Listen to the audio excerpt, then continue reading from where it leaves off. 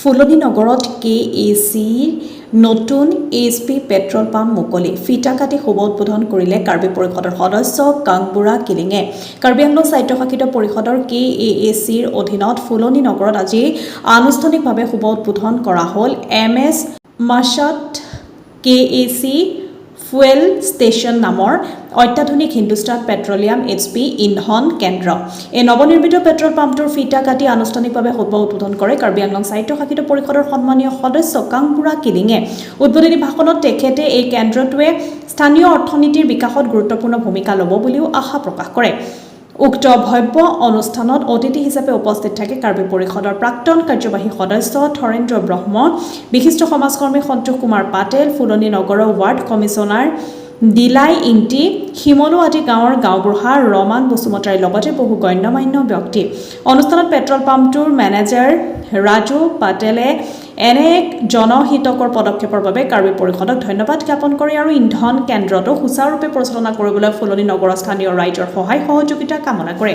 কাৰ্বি আংলং জিলাৰ ডকমুকৰ পৰা নেত্ৰকমল শৰ্মাৰ ৰিপৰ্ট, নিৰ্ভাজ অসম লাইভ।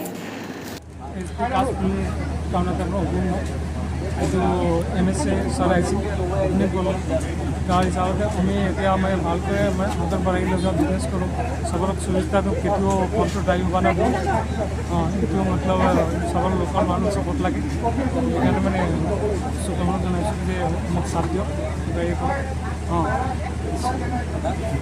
অন্তৰ্গত যে আমাৰ ইয়াত মানে পেট্ৰল পাম্প এটা নতুন হিচাপে স্থাপন কৰা হৈছে। সেই স্থাপনৰ হিচাপে ইয়াৰ আমাৰ বহুত আনন্দিত কথা আৰু আমাৰ ৰাইজে বহুত সঁহাৰি দিব, কাৰণ কি আমাৰ ইয়াত দ্বিতীয়বাৰ পেট্ৰল পাম্প খোলা হৈছে আৰু তাৰপৰা অধিক কৰিবৰ কাৰণে আমি আহ্বান কৰিছোঁ আৰু সেই আহ্বান মৰ্মে আমাৰ এইটো উন্নতিৰ কাৰণে অৰ্থনৈতিক দিশৰ পৰা আৰম্ভ কৰি গোটেইখিনি ভূমি অঞ্চলৰ উন্নতিৰ কাৰণে যিটো আমি বিজনেছ বেপাৰৰ চেণ্টাৰ এটাৰ পিছত এটা আগবাঢ়ি আমি লাগোঁ, তেতিয়া আমাৰ বজাৰখনৰ বা আমাৰ টাউনটো বহুত উন্নতি আশা আকাংক্ষা আছে।